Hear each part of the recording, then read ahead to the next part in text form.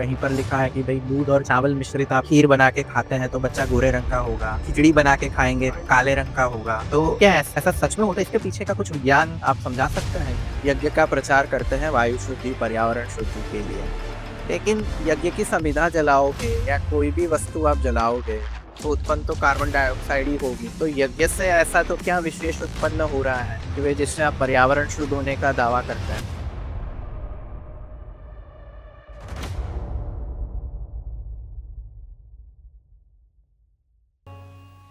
अभयं द्यावा पृथिवी इहास्तु नो भयं सोमः सविता न कृणोतु। अभयं नोऽस्तुर्वन्तरिक्षं सप्तऋषीणां च हविषा भयं नो अस्तु। अभयं द्यावा पृथिवी इहास्तु नो भयं सोमः सविता न कृणोतु। अभयं नोऽस्तुर्वन्तरिक्षं सप्तऋषीणां च हविषा भयं नो अस्तु। अभयं द्यावा पृथिवी इहास्तु नो भयं सोमः सविता न कृणोतु। अभयं नोऽस्तुर्वन्तरिक्षं सप्तऋषीणां च हविषा भयं नो अस्तु। अभयं द्यावा पृथिवी इहास्तु नो भयं सोमः सविता न कृणोतु। अभयं नोऽस्तुर्वन्तरिक्षं सप्तऋषीणां च हविषा भयं नो अस्तु। अभयं द्यावा पृथिवी इहास्तु नो भयं सोमः सविता न कृणोतु। अभयं नोऽस्तुर्वन्तरिक्षं नमस्ते श्रोताओं, आज की धर्म चर्चा में आप सबका हार्दिक स्वागत है। आज हमारे साथ आर्य जगत के काफी विद्वान आचार्य कमल नारायण जी हमारे साथ उपस्थित है। नमस्ते आचार्य जी। नमस्ते। आपका हार्दिक स्वागत है। धन्यवाद। आचार्य कमल नारायण जी यज्ञ विज्ञान और यज्ञ चिकित्सा के विषय में पिछले कम से कम 10 साल से अत्यंत सक्रिय है। विविध नगरों में विविध यज्ञ चिकित्सा के शिविरों आयोजित करना, खास करके वृष्टि यज्ञ इत्यादि का आधान करना, ये सारे कार्यक्रम आचार्य जी नियमित कर रहे हैं। तो आचार्य जी, आज थोड़ा हम आपका संक्षिप्त परिचय जानेंगे कि यज्ञ के विषय में आप अभी तक क्या-क्या प्रयत्न कर चुके हैं?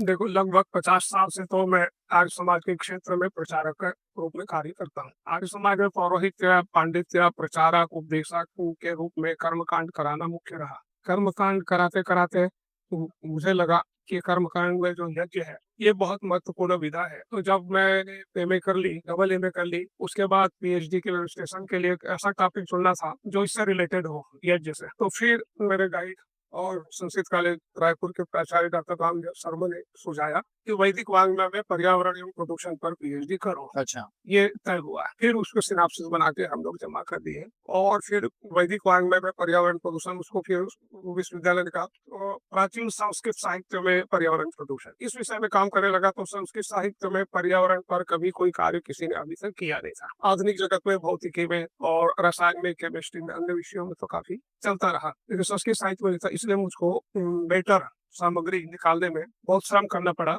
मेरे गाइड डॉक्टर कृष्णदेव सारस्वत गुरुकुल झज्जर के स्नातक और गुरुकुल कांगड़ी के स्नातक से रायपुर संस्कृत कॉलेज के बाद में प्राचार्य बने। अच्छा। तो उन्होंने बड़ा परिश्रम के साथ इसको कराने की बीड़ा उठाया और मैं देश भर की सभी लाइब्रेरियों में लगभग भागता रहा। कभी नेशनल लाइब्रेरी कलकत्ता, कभी संपूर्णानंद संस्कृत विश्वविद्यालय की लाइब्रेरी, कभी Bhandarkar oriental research institute Pune की लाइब्रेरी, कभी दिल्ली की लाइब्रेरी, दिल्ली विश्वविद्यालय की सब लाइब्रेरियों में जा जाके अच्छा पर्यावरण प्रदूषण पर शोध करने के लिए पृथ्वी, जल, तेज, वायु, आकाश, ये अध्याय बने। एक अध्याय पर्यावरण प्रदूषण पर, तो 6 अध्याय में वो मेरा शोध बना। बाद में अवार्ड हुआ।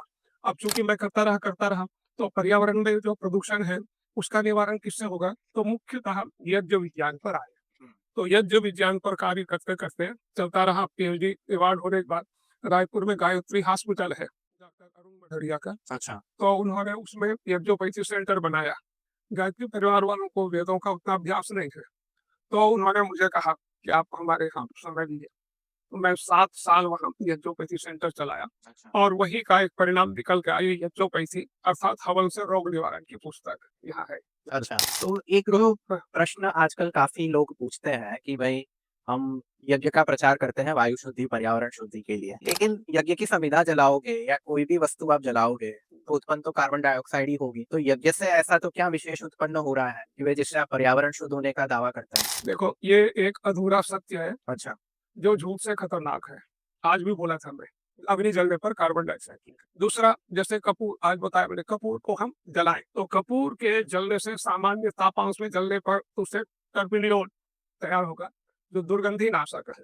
लेकिन थोड़ा और ज्यादा तापांश में जलने पर उससे बनेगा सिनियोल जो कृमि नाशक है। तो ये पदार्थ माने यज्ञ विज्ञान की जिस पृष्ठभूमि पर आधारित है यह यज्ञ, इसमें पदार्थ की कारण शक्ति को उभारना, नैनो टेक्नोलॉजी अर्थात सूक्ष्मीकरण के सिद्धांत से पदार्थ विद्वान तत्वों को बिखेरना। जैसे गौ के घृत का, जैसे हम ओम करते, लोग कहते हैं गाय का घी खाने को नहीं मिलता, जला देते थे। तो वास्तव में वैदिक यज्ञ विज्ञान में यह कहा गया कि जो चीज खाई जाए वो एक को लाभ है, अग्नि में जलाई जाए अनेकों को लाभ है।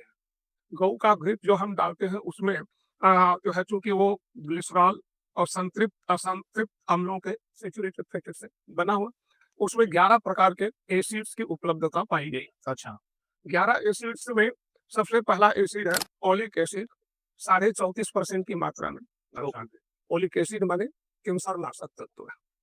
दूसरा पामेटिक एसिड है जो विष नाशक है, विष को खत्म करता है, टॉक्सिन्स को भी खत्म करता है शरीर में और हवा में फैलेगा जहरीले तत्व सबको। इसे गीत का नाम है हमारे यहाँ संस्कृत में सर्पी। सर्पी। सर्पी, अच्छा, सर्पी का मतलब है जो सर्प की तरह हवा के जहर को खत्म करे। सांप भी यही करता है, हवा को जहर मुक्त कर देता है ना, पी लेता, खुद जहरीला हो जाता है। लेकिन तो ऐसे ये सर्पी है। इसका एक नाम आज्य है। आ माने चारों ओर के शत्रुओं पर विजय जो प्राप्त करे वो आज्य है। तो नाम में विज्ञान, घी के, और 11 एसिड में पामेटिक एसिड जैसा हो गया। दूसरा 24% कैप्रिक और कैप्रिलिक, दो एसिड 5% है। कैप्रिक और कैप्रिलिक को माना जाता है कफ को खत्म करता है। अच्छा, लोनिक, लिनोलिक और लियोनिक, 3 एसिड्स 2% की मात्रा में इसमें है।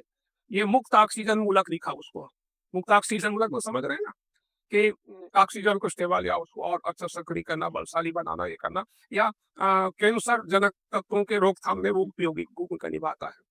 इसमें 5% मेलिक एसिड गौघृत में है। मेलिक एसिड कहाँ है? और सेव फल में है, इसलिए उसका नाम है सेवाम्ल। सेवाम। सेवाम्ल, सेव अम्ल हिंदी में, सेवाम्ल, और अंग्रेजी में रासायनिक भाषा में मेलिक एसिड। अच्छा, तो सेव फल यहाँ भी है। तो सेव फल का प्रभाव क्या है? बुद्धिवर्धक, मेलिक के कारण, वो चीज यहाँ है घी में। इसमें स्टेरिक और माइलेस्टिक एसिड माने जाते हैं। सेव फल इंग्लिश में क्या हाँ? कहेंगे? सेव फल इंग्लिश में क्या कहेंगे उसको? Apple, apple, apple. सफरजन, हम्म, सफरजन। हम्म, अच्छा, जी। तो फिर ब्यूटेरिक एसिड है 11वां। ये 11 एसिड है। अब इसका घी का बर्निंग पॉइंट 250 सेंटीग्रेड तापमान से इसका बर्निंग बीपी दिया गया है। अच्छा, तो इतने बीपी में आप जलाएंगे बर्निंग पॉइंट में, तो उसके ये गैसी फार्म में फैलेगा। तो हवन जो है ना, ये चलता है दहन, आसवन, ऑक्सीकरण प्लस प्रकाश संश्लेषण भी सूर्य की उपस्थिति में यदि का विधान तो निरंतर चलता रहेगा। जी, आचार्य जी, यज्ञ की जब भी चर्चा होती है तब गाय के घी की बात आती है। तो क्या गाय के अलावा अन्य किसी प्राणी जैसे भैंस है, बकरी है, इत्यादि के घृत के प्रयोग से हम यज्ञ कर सकते हैं? जैसे आज वेजिटेबल घी भी मार्केट में आता है, तो क्या इन पदार्थों के लाभ है यज्ञ में? भैंस के घी से आधा लाभ है अच्छा, और वनस्पति घी से लाभ के बजाय हानि है। अच्छा, ये प्रयोग डॉक्टर कुंदलाल अग्निहोत्री हुए हैं जबलपुर टीबी सेनेटोरियम में। वो टीबी रोग के चिकित्सक थे। उन्होंने 6 रोगियों पर यज्ञ में प्रयोग करके अब किया। तो गौ घृत में कुछ क्षय नाशक औषधियों को जला डाल करके हवन किया, तो क्षय रोगी के क्षय के कीटाणु 80-90% तक खत्म हुए। अच्छा, दूसरे रोगियों पर दूसरे बैरक में उन्होंने भैंस के घी से वही औषधि डाल के प्रयोग किया, तो उनको मात्र 40% लाभ हुआ। और वनस्पति घी से फिर तीसरे जगह बैरक में बैठा के हवन किया और वही औषधि को डाल करके तो रोग घटने के बजाय बढ़ गया, तो तुरंत बंद करना पड़ा। अच्छा, ये प्रयोग हुआ था उनके जमाने में। वेदवाणी सोनीपत से छपती पत्रिका, उसमें पूरा उसका उदाहरण दिया हुआ था। तो ये जो तो इसलिए भैंस के घी लिखा तो है, गौ घृत के अभाव में भैंस के घी से कर सकते हैं अच्छा, या बकरी के घी से कर सकते हैं, पर पूर्ण लाभ मिले जब 11 एसिड्स की बात कही, वो सब पूरा लाभ मिलेगा। तो अच्छा, घी का मतलब गाय का घी, और गाय का घी मतलब देसी गाय का घी, और देसी गाय का मतलब ताजा घी हो तो ज्यादा अच्छा, जो डिब्बा बंद ना हो, जिसमें प्रिजर्वेटिव रसायन पड़े होने के कारण सल्फ्यूरिक एसिड या नाइट्रिक ऑक्साइड पड़े होने के कारण वो नुकसानदेह हो सकता है। अच्छा। एक प्रश्न मेरा ये है कि भई हम यज्ञ करने के लिए जो कुंड बनाते हैं, जी। वो कुंड किस वस्तु से बनता है? क्या उसका यज्ञ विज्ञान में कोई प्रभाव पड़ता है? देखो, मिट्टी का हवन कुंड बने तो सर्वोपरि महत्व का है, अच्छा। क्योंकि धरती पर बना है, अर्थिंग स्वाभाविक मिल रही है और मिट्टी वैसी गुणकारी है और सोलर एक्सिस को ऑब्जर्व करके उसको चारों दिशा में बिखेरने का काम हवन कुंड से होता ही है। उसका और फिर ऐसा करना है तो तांबा का कुंड ज्यादा उपयोगी है। लोहे के लोहा कुचालक है और तांबा सुचालक है, अच्छा। गुड कंडक्टर है। तो उसमें जल्दी प्रभाव बनता है, जल्दी एक्टिविटी जल्दी अच्छी होती है। इसलिए तांबे के हवन कुंड को प्राथमिकता देते हैं और वो भी पिरामिड आकार का। पिरामिड माने ग्रीक भाषा का शब्द है, पिरो माने अग्नि, एमिड जिसके बीच में। सीधा पिरामिड है ये हवन कुंड, जिसके बीच में अग्नि जलाई जाए। तो वो उल्टा पिरामिड है जिसमें श्राद्धी में जो बने हैं, उल्टा रखा हुआ है। तो ये पिरामिड आकार का हवन कुंड का मतलब नीचे से सकरा, ऊपर से 4 गुना चौगुना हवन कुंड के अंदर जो दहन भी बढ़िया हो, आसवन भी अच्छा हो, ऑक्सीकरण भी हो और धुनीकरण भी उससे बढ़िया होता रहे। अच्छा। जी। ये अन्य धातु है जैसे एल्यूमीनियम है या सोना है, चांदी है। सोना चांदी का तो तांबा से उपयोगी अच्छा हो सकता है, अच्छा। पर महंगा होने के कारण तांबा सुलभ है। तो चांदी का हवन कुंड लाभकारी है? हाँ, चांदी देखो, चांदी का प्रयोग हम वृष्टि यज्ञ में करते हैं, अच्छा। क्योंकि मैंने जब सिल्वर आयोडाइड को संबंध में पढ़ा, कृत्रिम वर्षा वाले वो भी डालते हैं आर्टिफिशियल रेन मेकिंग के लिए। तो केमिस्ट्री की डिक्शनरी में सिल्वर आयोडाइड पर लिखा है for medicine and for artificial rain making. तो चांदी तो गुणकारी है, बहुत अच्छा उपयोगी है वो, उससे तो और फिर तांबा भी उसके सामने फीका है। अच्छा। और सोना सबसे ज़्यादा। सोना फिर और उपयोगी। और आजकल जो ये टीन या एल्यूमीनियम के जो यज्ञ कुंड कुछ लोग बना देते हैं, उसका प्रयोग कितना सही है? प्रयोग जो है उसको एक आध बार करना है तो कर लेंगे, निरंतर करते रहने में नुकसान देगा। देखो, एक जगह हम गए और वो हवन कुंड, लोहे के हवन कुंड में करते रहे और जहाँ बैठ के करते थे ऊपर प्लास्टिक की शीट डली हुई थी। अच्छा। वो पुणे में वो भाई हवन करते और 3-4 दिन में बीमार हो जाते, डॉक्टर डांटते, क्यों हवन करते हो, बीमार होते, रिएक्शन होता है तुमको। तो परेशान थे। मैं गया पुणे, अब बचा अच्छा सोता, तो मैं कहा चलो घर देखते, जाके देखा प्लास्टिक का शीट ऊपर लगा, लोहे का। कहा ये लोहे का हवन कुंड बदलो, तांबे का हवन कुंड लाओ बाजार से। लाया और यहाँ हवन मत करो, क्योंकि अग्नि की ज्वाला चलती जाती है और उसे जो लगा हुआ है प्लास्टिक का, उसे रिफ्लेक्ट होकर के प्लास्टिक के कण परावर्तित होकर आपके श्वास में जाते हैं, आपको नुकसान देते हैं। समझ में आ गया उनको, तो तुरंत उसे दूसरे दिन बंद किया और बंद करने के बाद में फिर उसको कभी ये समस्या नहीं हुई। तो धातुओं का बड़ा प्रयोग है, अच्छा महत्व है। एक हम जब कल्पसूत्र जो शूल सूत्र देखते हैं, सूत्र जी। उसमें विविध प्रकार की चींटियाँ मिलती हैं, यज्ञ वेदियों का वर्णन मिलता है, शेन चींटी मिलती है, फिर एक आप पद्म चींटी की आपने बात करी, पद्माकार यज्ञ। तो ये यज्ञ कुंडों के आकारों का भी कोई महत्व रहता है यज्ञ विज्ञान में? हाँ, चतुरस्रे हुत्वा, जो चौकोन हवन कुंड जैसे सब जगह बनता है, ये कॉमन है, सबके लिए उपयोगी है। ये सब कामनाओं की सिद्धि के लिए है। लेकिन शांति के लिए, शांति पौष्टिक कर्म के लिए वर्तुलाकार गोल हवन कुंड का विधान। अच्छा। और वृष्टिदम पद्म सन्निभम, ऐसा है सूत्रों में कि वर्षा के लिए, वृष्टि के लिए पद्माकृति हवन कुंड बना है। तो हवन कुंडों का ये प्रयोजन अलग अलग है। और फिर आगे देखेंगे तो गार्हपत्य अग्नि हवन कुंड, आहवनी अग्नि होम कुंड, दक्षिणाग्नि हवन, ये इसके अलग अलग प्रयोग है और ये शास्त्रीय व्यवस्था में है। और बहुत कुछ जो है वो कहिए कि दिखावा और आडंबर में वो कई बार विलुप्त हो जाता है। इसलिए महर्षि दयानंद ने सर्व सुलभ सब बढ़िया ये हवन कुंड को उपयोगी बनाया। तो जैसे आपने बताया कि वृष्टि यज्ञ में पद्माकार का यज्ञ कुंड रहता है या शांति के लिए गोलाकार यज्ञ कुंड होता है। तो मैं ये समझना चाहता हूँ कि ये आकार से फ़र्क क्या पड़ेगा? जैसे वर्तुलाकार यज्ञ कुंड कर देने से शांति कैसे प्राप्त हो जाएगी? या पद्माकार यज्ञ कुंड करने से ये वर्षा कैसे हो जाएगी? इसके पीछे का विज्ञान यह है कि हवन कुंड बनाने की जो विधा है, नीचे से जितना लंबा चौड़ा रहे उससे 4 गुना ऊपर रहे, तो वो बनेगा इस तरह से हवन कुंड, चतुरस्र, रोगनाश के लिए और पर्यावरण शुद्धि के लिए और दूसरे के लिए। लेकिन वर्षा के लिए प्राप्ति के लिए हमको एक चिमनी खंबा तैयार करना पड़ता है हवन कुंड के ऊपर। अच्छा। अब हमने हवन कुंड ऐसा बना दिया, सारी ऊर्जा चारों ओर बिखर करके फैल रही है, उससे स्तंभ निर्माण नहीं होगा। स्तंभ निर्माण होगा जब पद्म निभा सनिभा से पद्म की आकृति का हवन कुंड बना देंगे। उसमें इधर उधर ऊर्जा नहीं भगेगी, ये सीधा ऊपर जाएगी। और इसको लिखा अग्निर्यो ज्वाला समूह सा हिरण्यमय स्तूप।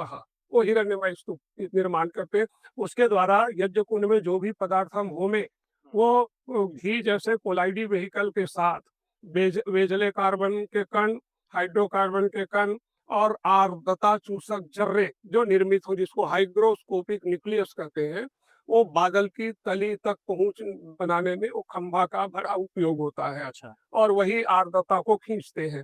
तो इसीलिए हवन कुंड बनाने, हवन कुंड के बाह्य आकृति में कोई फर्क नहीं है, आंतरिक में ये थोड़ा टेक्निकल इसका फर्क है। ये आपने जो वृष्टि यज्ञ की बात करी, जी। तो ये वृष्टि यज्ञ जब हम आज के विज्ञान की दृष्टि से देखते हैं, तो मतलब बुद्धि में समझने में दिक्कत आती है कि भाई मान लीजिए कि ऐसे यज्ञ करने की विधा हमारे पास थी, तो 56 का दुष्काल क्यों पड़ा या इतना बड़ा अकाल पड़ा, तब हम यज्ञ करके बारिश क्यों नहीं कर पाए? और मान लो यज्ञ करने से बारिश होती है, ठीक है, तो इसका प्रचार-प्रसार राजस्थान जैसे रेगिस्तान इलाकों में इसका कोई प्रभाव क्यों नहीं पड़ता? जैसे आप कच्छ में यज्ञ करा रहे हैं, तो उसका भी आप अनुभव बताइए कि कच्छ भी एक रेगिस्तानी इलाका है, तो उसमें आपका क्या आज माननीय सुरेश भाई ने कच्छ का सारा कुछ विवरण बताया कि 2016 से पहले कच्छ में औसत वर्षा का परिमाण था 4 से 6 इंच साल भर में हो जाए तो बहुत था। 2016 से वृष्टि यज्ञ करने लगे हैं, तो धीरे धीरे अब रेशो बढ़ते बढ़ते इस समय 40 इंच वर्षा का बढ़ गया। अच्छा, ये प्रत्यक्ष प्रमाण यहाँ पर वर्तमान में गूगल में सब ढूंढ के देख लीजिए। तो ये वृष्टि यज्ञ का प्रभाव, उसका परिणाम निश्चित आता है, ये प्रत्यक्ष हम लोग देख रहे हैं। रही बात, बहुत सारी चीजें हैं शास्त्र विधा की, बहुत चीजें हैं वो नहीं कर पा रहे। महर्षि दयानंद जी महाराज की विचारधारा से बनने वाले आर्य समाज भी अभी जो ऋषि दयानंद ने और जितने कर्मकांडी ग्रंथों उसका 50% भी अभी फॉलो नहीं कर रहे। अभी तो यहाँ दर्श पौर्णमासी इष्टि और वो आग्रायण इष्टि, नवान्न इष्टि, यही नहीं हो रहा है। फिर चातुर्मास्य होम तो दूर की बात है। चातुर्मास्य होम का मतलब था कि 4-4 महीने में साल में 3 बार विशाल यज्ञ हो। पहला है आषाढ़ की अमावस्या या पूर्णिमा में वरुण प्रकाश यज्ञ करने का विधान है। दिवाली पर नवान्न इष्टि के रूप में साक में पर्व यज्ञ, होली वैश्वदेव पर्व याद है, ये हवन बड़ी विधा है। अब वरुण प्रकाश क्या है? वरुण देवता की प्रसन्नता के लिए किया जाने यज्ञ, वो वरुण प्रकाश है, वो वृष्टि यज्ञ है। अच्छा, वृष्टि में वर्षा लाने वाले देवताओं में वेदों में 483 देवता है। उन देवताओं में एक वरुण देवता को असुर देवता का, असुर, असुर का मतलब वैदिक साहित्य में राक्षस नहीं है, असुर का मतलब अत्यधिक बलशाली। और वरुण देवता इतना बलशाली है कि वो उसका कार्य है कि समुद्र में से मानसून को उठा करके बादल में भर करके धरातल में बरसाने का काम करता है। इससे वरुण प्रकाश यज्ञ का मतलब हुआ वृष्टि यज्ञ करना, हर व्यक्ति करना। अब ये प्रचलन में रहा नहीं, मध्यकालीन जो कर्मकांडी व्यवस्था बनी उसमें कुछ पशु हिंसा हो गई, गोमेध अश्वमेध चला, वो सब खलमंडल में ये सब अच्छी अच्छी क्रियाएं भी उसमें लुप्त रही, कोई उसको छूने का यत्न नहीं किए। अब जब हमने पढ़ा, महर्षि दयानंद को पढ़ा, उन्होंने ऋग्वेद के भाष्य में लिखा कि भाई अग्नि में पांचों पदार्थों होम करके सुगंधित जलों को वर्षा कर नदियों को भरा करे। तो ध्यान में या सुगंधित जलों को वर्षा कर और नदियों को भरा करे, ऋषि करे, इसका मतलब यज्ञ से वर्षा। तो अनेक प्रकार के मैं ढूंढा, देखो घृतम पशुधारया यज्ञेषु अस्मभ्यम वृष्टि, ये ऋग्वेद का संकेत है कि यज्ञ की अग्नि में घृत की धारा बहाव और उससे भी वर्षा होगी। एक दूसरा तैत्तिरीय संहिता ग्रंथ में लिखा कि कारिरिया वृष्टि यजित, वर्षा के लिए कारिरी केरडा जो हम डालते हैं, ये कारिरी से हवन करे, कारिरी को जलाए। कारिरी केरडा में सेनेगिन प्रजाति का मधुमेह सत्व प्रचुर मात्रा में होने के कारण, इसकी ताप शक्ति बहुत बढ़ने के कारण हवा को एकदम गर्म करके और गर्म हवा को ऊपर फेंक देती है और फिर हवा ऊपर जा करके ठंडाई पा करके संतृप्त हो करके और वो बादलों को जो है ना आकर्षित करने का काम करते हैं। ये सारा प्रकृति विज्ञान से संबंधित सारी विधियां हैं जिसको कहते हैं। जैसे कृत्रिम वर्षा वाले क्या करते हैं, देखो वर्षा के 3 सिद्धांत है। एक, प्राकृतिक वर्षा कब होती है, तो संवहनी वृष्टि पहली होती है कि भी धरातल गर्म हो और गर्म धरातल के संपर्क से भूपृष्ठ का वायु गर्म होकर ऊपर उठे, ऊपर उठ जा करके वो हल्का होकर जामन का काम करके बादल बरसाए। दूसरा पर्वतीय वृष्टि है या वातावरीय वृष्टि है, आंधी चले और हवा को गोल घुमा के ऊपर ले जा करके और ऊपर ठंड है उसमें जम जाए, प्राकृतिक वर्षा। कृत्रिम वर्षा 1946 से मतलब द्वितीय विश्व युद्ध के बाद जल का अभाव हुआ तो विंसेंट जे सेकर और इरविंग लैंगमुर, दो वैज्ञानिकों ने इलेक्ट्रिकल लेबोरेटरी वाशिंगटन के बैठ करके और उन्होंने कहा जल के अभाव बादलों को कैसे घनीभूत किया जाए, उन्होंने प्रयोग किया। उसको देख करके भी वानुगत ने भी प्रयोग किया और फिर उस प्रकार से वृष्टि कृत्रिम वर्षा का एक सिद्धांत प्रचलित हुआ 1946 से। इस समय 40 से अधिक देशों में कृत्रिम वर्षा होती है, कराई जाती है। तो उसमें 3 दिन का वो प्रयोग करते हैं। संक्षिप्त में 3 दिन के प्रयोग में पहले दिन वो लोग यूरिया और नमक में कैल्शियम कार्बाइड, कैल्शियम के ऑक्साइड आदि को मिला करके या तो बमबारी से बादलों में भरते हैं या हवाई जहाज से छिड़कते हैं पहले दिन। इसको कहते हैं सीडिंग, बीजारोपण। दूसरे दिन फिर यूरिया में अमोनियम नाइट्रेट और कैल्शियम ऑक्साइड मिला करके फिर सिंचाई करते हैं, उसको कहते हैं कंडेंसेशन के लिए। और तीसरे दिन सूखे बर्फ के चूर्ण में सिल्वर आयोडाइड को मिला करके और उसको बादलों में भरते हैं। ये 3 दिन उसको कहते हैं फॉर प्रेसिपिटेशन, वर्षा के लिए। ये कृत्रिम वर्षा के लिए करते हैं प्रयोग, पर ये इसको पूरा वैज्ञानिक जगत जानता है ये संदिग्ध है, भयंकर प्रदूषणकारी है और बहुत महंगा है। तीनों चीजें हैं। एक तो संदिग्ध इसलिए कि यहाँ चलो गांधीनगर के ऊपर के बादलों में भर दिया और हवा चल रही और बादलों को हवा उड़ा करके ले जा चला गया और राजस्व में जाके बरस गया। तो जहाँ बरसाना वहां नहीं बरसा, संदिग्ध कहीं और बरस गया। दूसरा इतना महंगा है, खर्चीला है, ये सारा अमोनियम नाइट्रेट और नाइट्रेट ये बहुत सिल्वर आयोडाइड 1 ग्राम लेने गए थे 20,000 रुपए का आया था। तो बहुत खर्चीला है, व्यय साध्य है और प्रदूषणकारी इतना भयंकर है कि नमक और यूरिया मैं क्या कहूँ सब जानते हैं। यूरिया तो जहर। और अमोनियम नाइट्रेट को नक्सली लोग बमों में प्रयोग करते हैं, वो तो जहरीला ही है। तो ये घातक इन दोनों प्राकृतिक वर्षा और कृत्रिम वर्षा की अपेक्षा यज्ञ से वर्षा सरल, सस्ता, बहुत लाभकारी और अनेकों विधा में लाभकारी है। सबसे पहले तो आसपास का पर्यावरण परिशुद्ध होगा, इसलिए हम लोग नाम देते हैं पर्यावरण शुद्धि वर्षा महायज्ञ। जब तक पर्यावरण परिशुद्ध नहीं होगा तो उसके ऊपर वर्षा कैसे होगी, इसलिए प्रदूषण को हटाना और साथ ही साथ बादलों में भैषज्य तत्वों को भरना, जैसे मैंने कहा हाइग्रोस्कोपिक न्यूक्लियस है। और इसमें जड़ी बूटी जितने ली जाती है या तो त्रिदोषनाशक होती है या स्वेदज माने पसीना लाने वाली होती है या मूत्रल या रक्तवर्धक औषधियों का प्रयोग करते हैं। तो ये सभी जैसे हमारे बॉडी में जाए औषधियां पसीना और पेशाब बढ़ा दे, तो बादलों में जाकर के बादलों से पसीना और पेशाब धरती पर बहा दे। तो यही प्रश्न है कि भाई जो आप वृष्टि यज्ञ जो करवाते हैं जी जी। उसमें प्रमुख संविधाएं या सामग्री आप कौन सी प्रयोग करते हैं? जैसे एक आपने केड़ा बताया। केरला तो अग्नि जलती रहती है उसमें डालते हैं, अच्छा। यहाँ भी डाल रहे हैं। तो प्रमुख संविधा तो वही है लैक्टोज तत्व वाली दूध वाली लकड़ियों में, जैसे आम है, पीपल है, बड़ है, गुलर है, समी है, पलास है ना, ये खाखरो। जी। जी। और जड़ी बूटियों में? जड़ी बूटियों में यही जैसे नाम में तो वच है, कफनाशक है, रक्तवर्धक जो है, और भी सारी औषधियां हैं, मंजिष्ठ है, रक्त और लाल औषधियां, और ये आंवला, बहेड़ा, हरड़। अब हरड़ को देखिए, हर्रे के अंदर 18 एमिनो एसिड्स है, जौ के अंदर 12 एमिनो एसिड्स है, प्याज में 8 एमिनो एसिड है।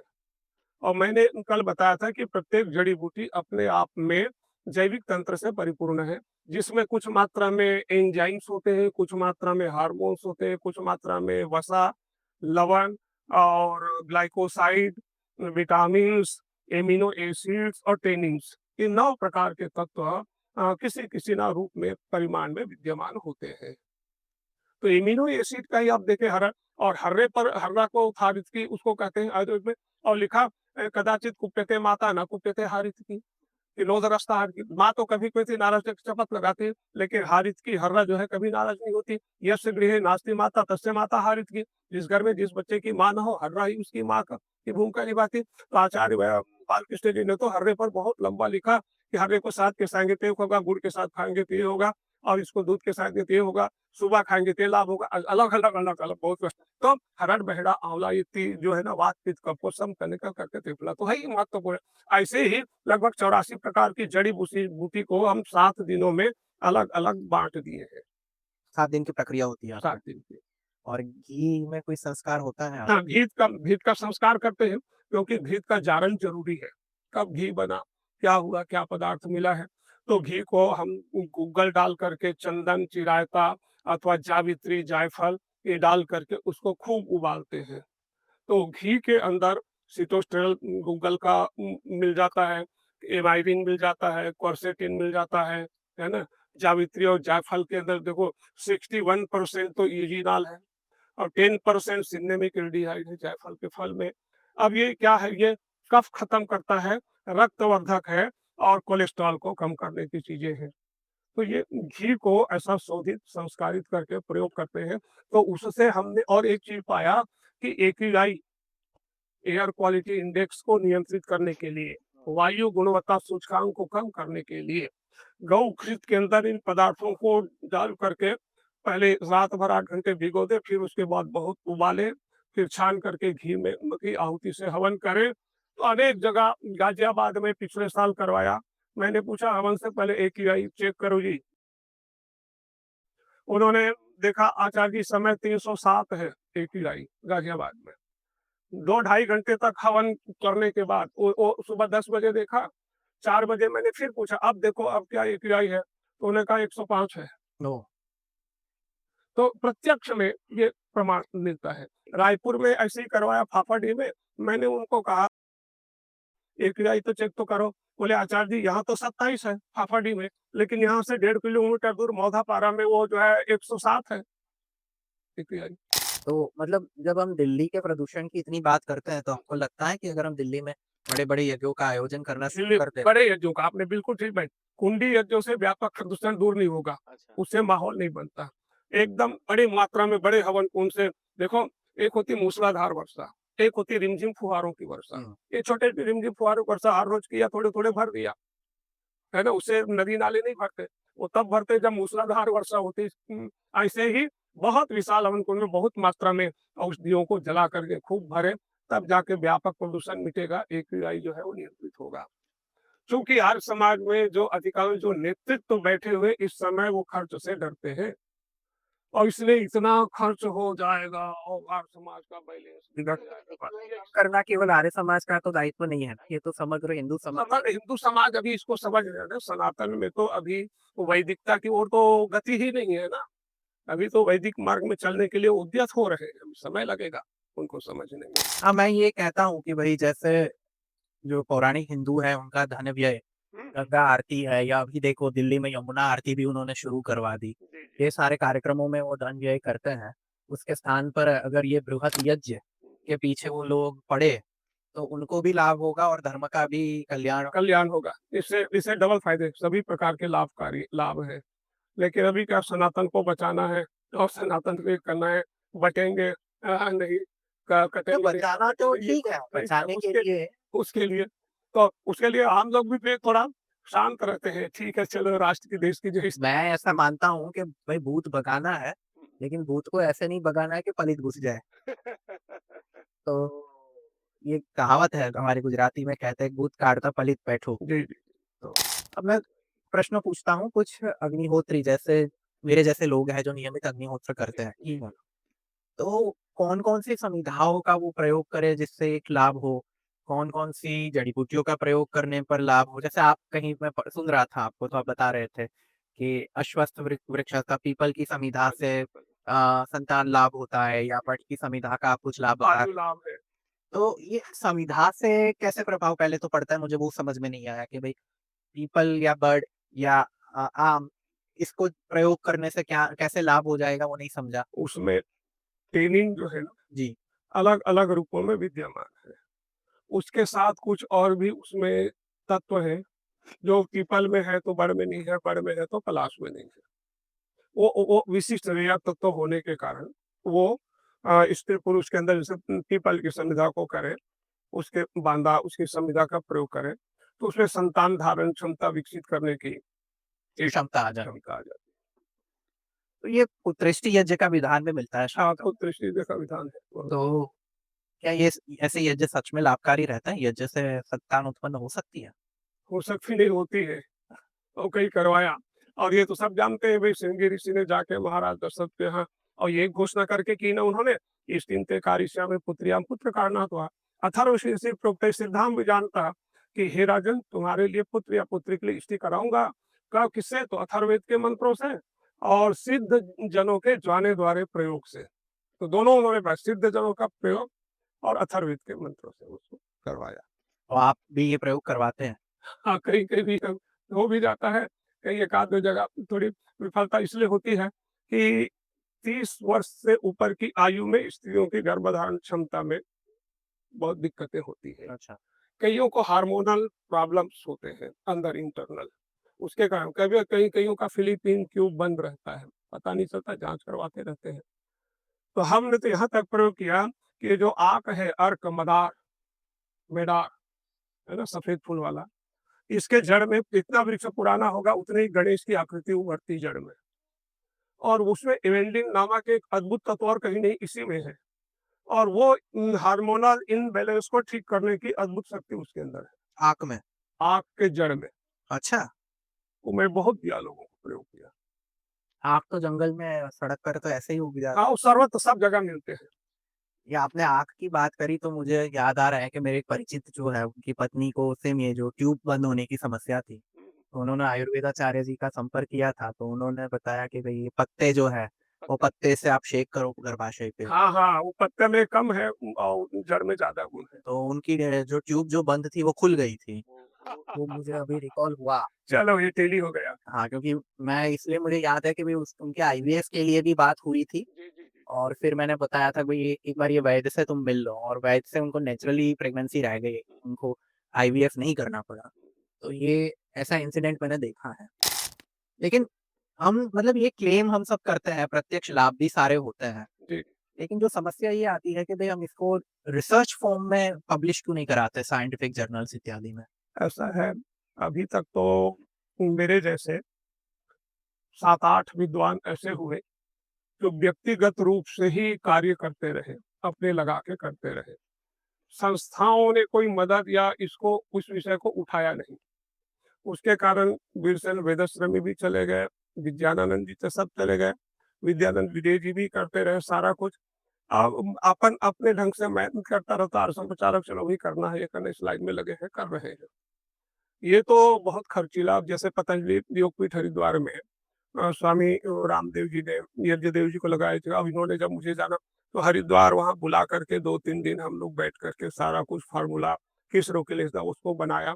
फिर उसको उन्होंने लेब और करोड़ों अरबों रुपए की मशीन मंगा के उन पदार्थों को में कौन से पदार्थ हैं, ये सबको जांच परख करके फिर ये सारा कुछ निकाला ना।